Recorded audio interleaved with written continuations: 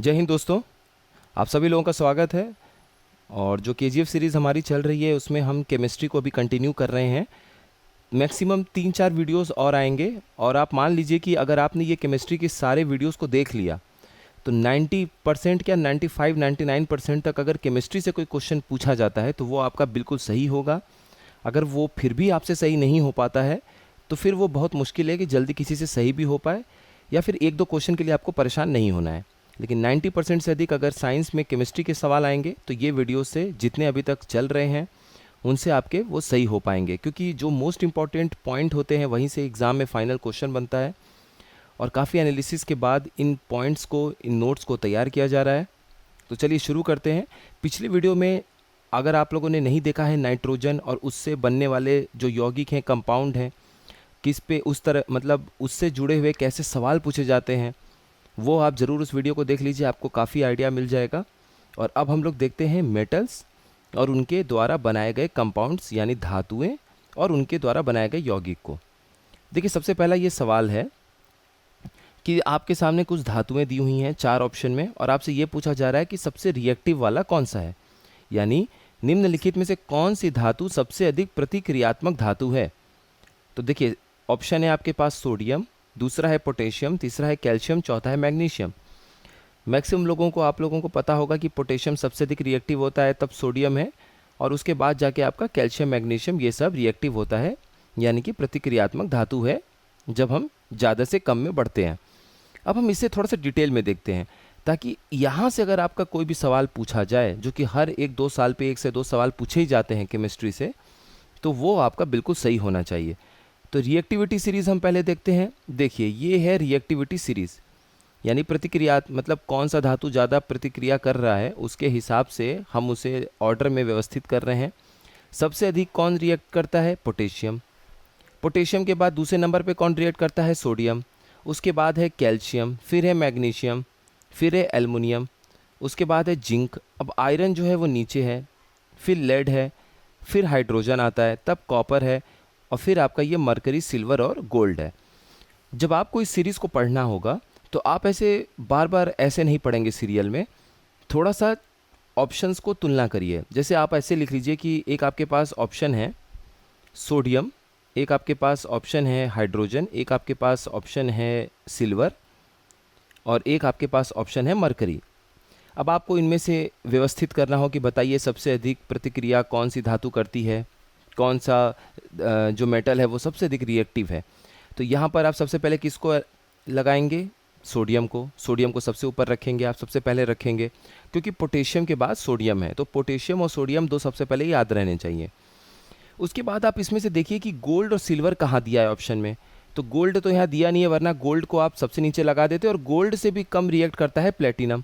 इसीलिए देखिए, ये जो धातु हैं सिल्वर, गोल्ड और प्लेटिनम, इनकी इतनी कीमत है, इनका इतना वैल्यू है, क्योंकि आप लंबे समय तक इनको अपने पास रखते हैं तो ये ख़राब नहीं होते, क्योंकि किसी के साथ रिएक्ट ही नहीं करते हैं, प्रतिक्रिया ही नहीं होता है इनका किसी भी पदार्थ के साथ में।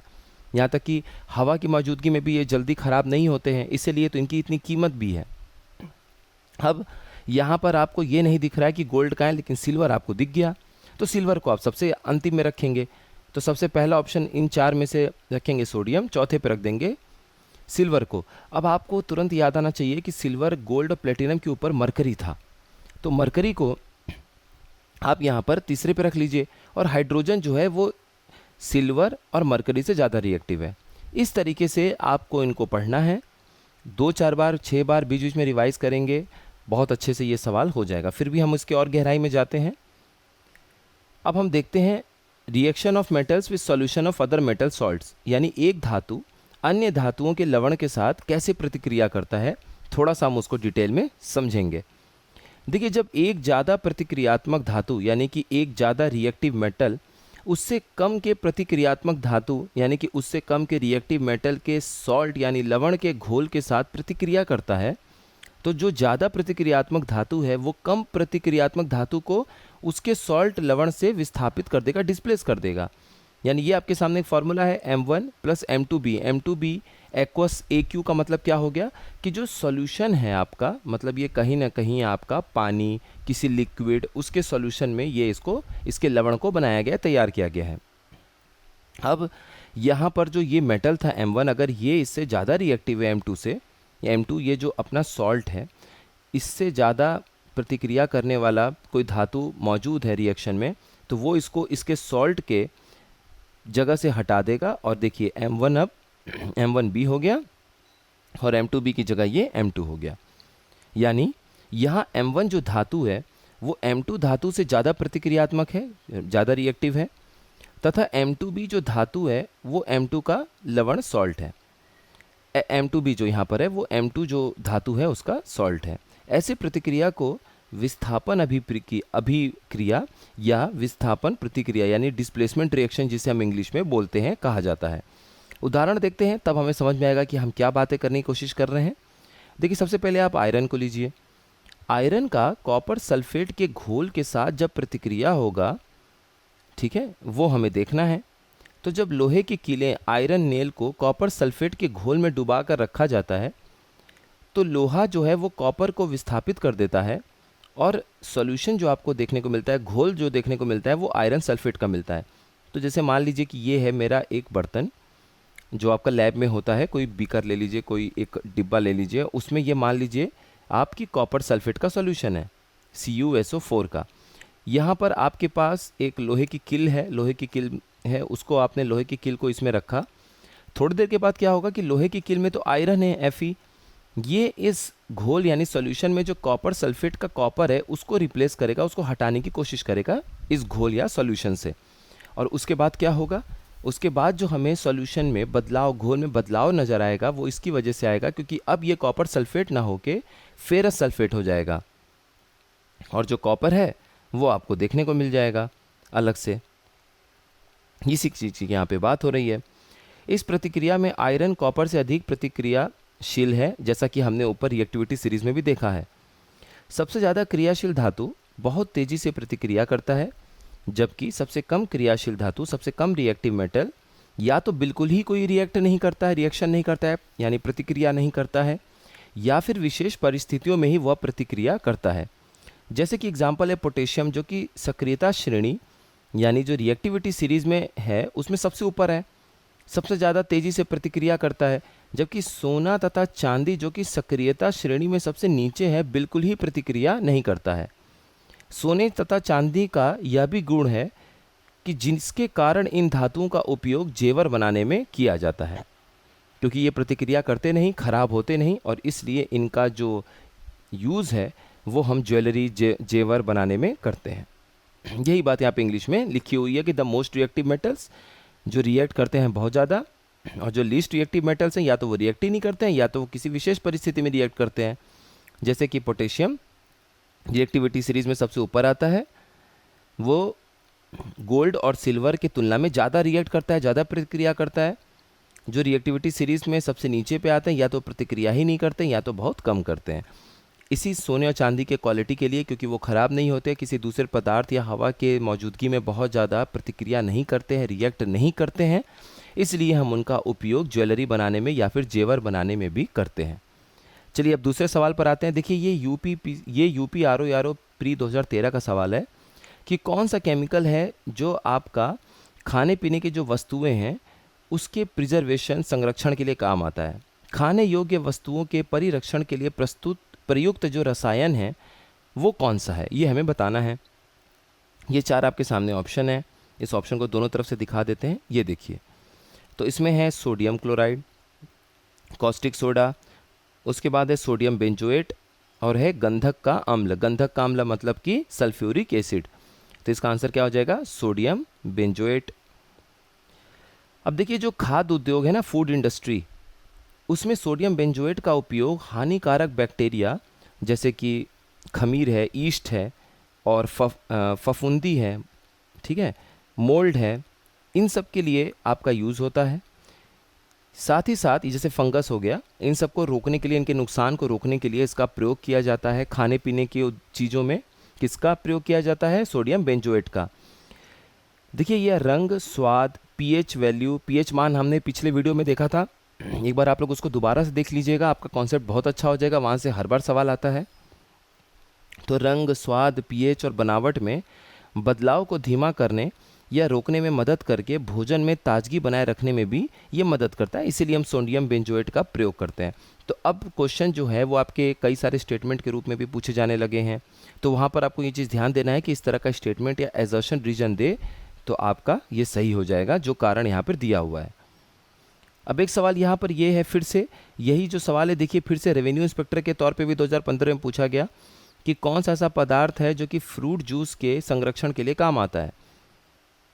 देखिए, फलों के रस के संरक्षण के लिए निम्नलिखित में से किसका उपयोग किया जाता है? एसिटिक अम्ल, फॉर्मिक अम्ल, सल्फ्यूरिक अम्ल या फिर सोडियम बेंजोएट।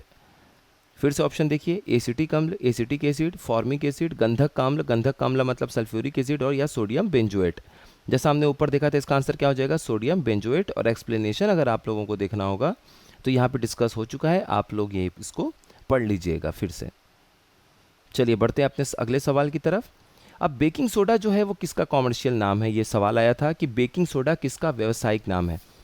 केमिस्ट्री में इस तरह के सवाल भी पूछे गए हैं पहले, हाल फिलहाल के कुछ वर्षों में ऐसे सवाल नहीं पूछे गए, लेकिन इसका मतलब ये नहीं है कि यहाँ से कोई सवाल आ नहीं सकता।